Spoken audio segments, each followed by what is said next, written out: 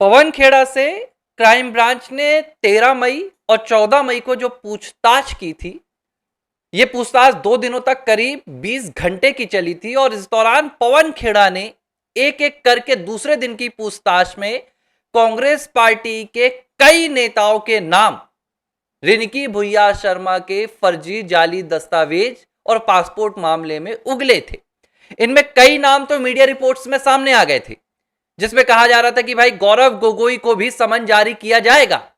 लेकिन गौरव गोगोई से पहले क्राइम ब्रांच ने अपना समन जो जारी किया है वो कांग्रेस पार्टी के राष्ट्रीय महासचिव और राज्यसभा सांसद रणदीप सुरजेवाला को जारी किया है। क्राइम ब्रांच ने 23 मई को रणदीप सुरजेवाला को अब गुवाहाटी में क्राइम ब्रांच के दफ्तर में बुलाया है, जहां पर बाकायदा अब रणदीप सुरजेवाला से पूछताछ होगी। और इस पूछताछ के जरिए अब क्राइम ब्रांच क्या पता लगाने वाली है और रणदीप सुरजेवाला को समन जारी करने का आखिर मतलब क्या है। क्या यह मामला अब गुवाहाटी से बाहर निकलकर, असम से बाहर निकलकर दिल्ली पहुंच गया है, जिसकी हम चर्चा कर रहे थे। पूरी कहानी समझेंगे। फटाफट वीडियो को लाइक कर दीजिए, चैनल को सब्सक्राइब नहीं किया तो कर दीजिए। पूरा आपको मुद्दा समझाता हूं।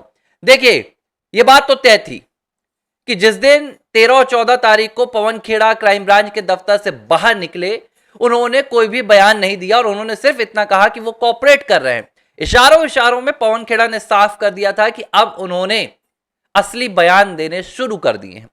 14 तारीख को पूछताछ खत्म हुई तो पवन खेड़ा को कहा गया कि अब आप 25 मई को क्राइम ब्रांच आएंगे, यानी कि गुवाहाटी आएंगे।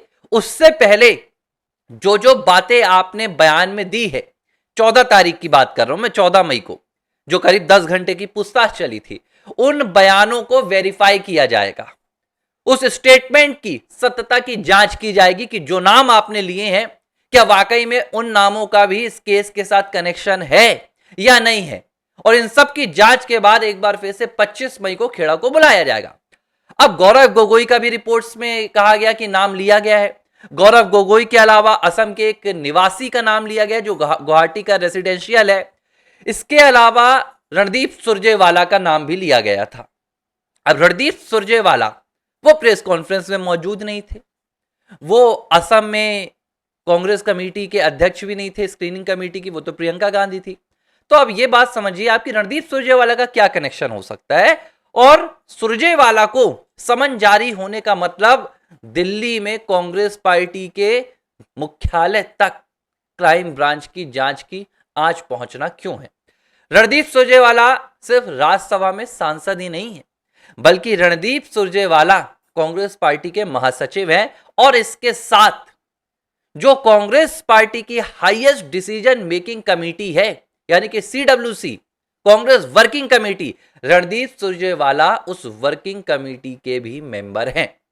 अब जब रणदीप सुरजेवाला को यह समन जारी किया गया, इसका क्या मतलब है? इसका मतलब है कि क्राइम ब्रांच ये मान रही है और क्राइम ब्रांच को पवन खेड़ा ने जो बयान दिए हैं, जो उन्होंने सबूत दिए हैं, उसके हिसाब से इस पूरे जालसाजी के मामले में पवन खेड़ा या सिर्फ चंद लोगों का नाम नहीं आने वाला है। इसमें से पवन खेड़ा, गौरव गोगोई या 2-4 जयराम रमेश या इस तरह के और नेता बस शामिल नहीं है, बल्कि सुरजेवाला को जारी किया गया समन इस बात की ओर पूरी पुष्टि कर रहा है कि यह पूरा मामला एक पार्टी की रणनीति है। इस पूरे जालसाजी के कांड को किसी इंडिविजुअल ने नहीं, किसी व्यक्ति विशेष ने नहीं, बल्कि पार्टी की रणनीति के तौर पर तैयार किया गया था। मतलब कांग्रेस पार्टी का यह मुद्दा था, कांग्रेस पार्टी की सोची समझी साजिश थी। यह सिर्फ असम कांग्रेस तक सीमित नहीं है या गौरव गोगोई या पवन खेड़ा या जयराम रमेश तक का मामला नहीं है। यह मामला दिल्ली पहुंच गया। क्यों? क्योंकि इसके पीछे एक बहुत बड़ी वजह है। जो बयान पवन खेड़ा ने दिया था 14 मई को, जो रिपोर्ट्स निकल कर आई, उस बयान में उन्होंने कहा था कि उन तक डॉक्यूमेंट्स तो गौरव गोगोई ने पहुंचाए और गौरव गोगोई ने पार्टी हाईकमान, यानी कि कांग्रेस के हाईकमान जो दिल्ली में मौजूद हैं, राहुल, प्रियंका, सोनिया, उनको कन्विंस किया था कि वो जो दस्तावेज दे रहे हैं वो पूरी तरह से सच्चे हैं। उन दस्तावेजों में कोई भी जालीपन नहीं है। और कन्विंस करने के बाद गांधी परिवार की ओर से, मल्लिकार्जुन खड़गे की ओर से यह मोहर लगाई गई थी कि हां, आप जाकर प्रेस कॉन्फ्रेंस 5 अप्रैल को कर सकते हैं।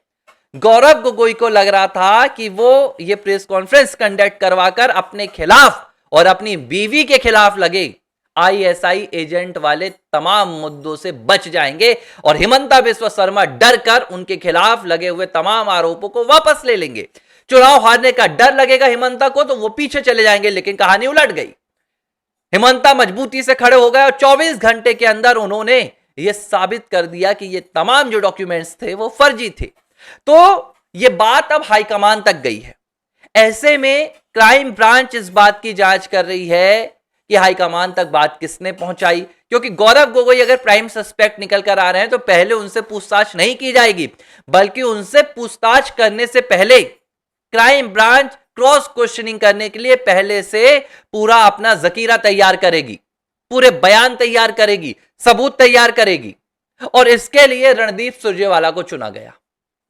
रणदीप सुरजेवाला को 23 तारीख को पहले ही पूछताछ हो जाएगी।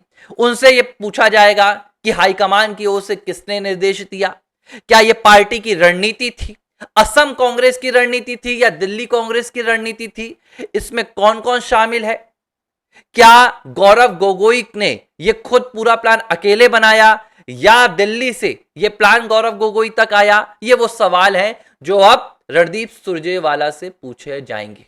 एक चीज तय हो गई है।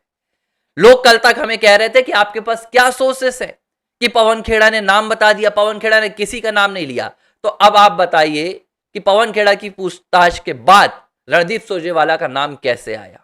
जितने भी नाम निकल कर आ रहे हैं, जितने भी हमारे सोर्सेस बता रहे हैं, पवन खेड़ा ने पूरी कांग्रेस पार्टी को लगभग फंसा दिया है। एक नाम नहीं लिए गए, नाम कई लिए गए हैं। अब क्राइम ब्रांच जिसे बुलाना चाहेगी, जैसा एंगल क्राइम ब्रांच को लगेगा, क्राइम ब्रांच अपने मुताबिक पूछताछ करती रहेगी। यहां पर खेड़ा नाम उगलते रहेंगे और दूसरी तरफ समन पर समन जारी होते रहेंगे। बस अब यह देखना है कि इस मामले में जो मास्टरमाइंड है वो कौन है, क्योंकि गौरव गोगोई कांग्रेस पार्टी के सुप्रीमो नहीं है। गौरव गोगोई कांग्रेस के असम के प्रदेश अध्यक्ष हैं, लेकिन वह सुप्रीमो नहीं है। इस मामले में जिसने सबसे बड़ी पहल की होगी वो सुप्रीमो की ओर से की जाने की आशंका क्राइम ब्रांच व्यक्त कर रही है। क्राइम ब्रांच को लग रहा है कि यह मामला दरअसल दिल्ली से ऑपरेट होकर असम आया है, असम से ऑपरेट होकर दिल्ली नहीं गया है। इसीलिए अब दिल्ली से लोगों को बुलाना शुरू किया जा रहा है, यानी कि कांग्रेस पार्टी के सीडब्ल्यूसी के मेंबर, एआईसीसी महासचिव और हो सकता है इस मामले में बहुत जल्द कांग्रेस अध्यक्ष मल्लिकार्जुन खड़गे को भी समन जारी होगा, क्योंकि जो कागजों में कांग्रेस पार्टी के अध्यक्ष हैं वो तो मल्लिकार्जुन खड़गे हैं। अगर यह साबित हो गया कि यह कैंपेन था, यह एक अभियान था कांग्रेस पार्टी का जाली दस्तावेजों के जरिए, तो फिर खड़गे भी नपेंगे, राहुल भी नपेंगे, प्रियंका भी नपेंगी और कांग्रेस पार्टी ऐसी बड़ी मुश्किल में फंसेगी जिससे शायद उन्हें सिब्बल और सिंघवी भी बाहर ना निकाल पाए। बहरहाल आर फॉर राष्ट्र में हम लगातार इस मुद्दे से जुड़ी हर एक जानकारी आपको पहुंचा रहे हैं, ठोस जानकारी पहुंचा रहे हैं, अंदर की बातें पहुंचा रहे हैं। तो चैनल को आप फटाफट सब्सक्राइब कर लीजिए और हमसे जुड़े रहिए। वीडियोस को भी ज्यादा से ज्यादा शेयर कीजिए ताकि ये जो सच है ये लोगों तक पहुंच सके कि कैसे एक राज्य के मुख्यमंत्री की पत्नी के खिलाफ षड्यंत्र रचने के लिए पूरी कांग्रेस की वर्किंग कमेटी, कांग्रेस के महासचिव और कांग्रेस पार्टी का हाई कमान एक साथ मिलकर इस पूरे फ्रॉड की कहानी रच रहा था।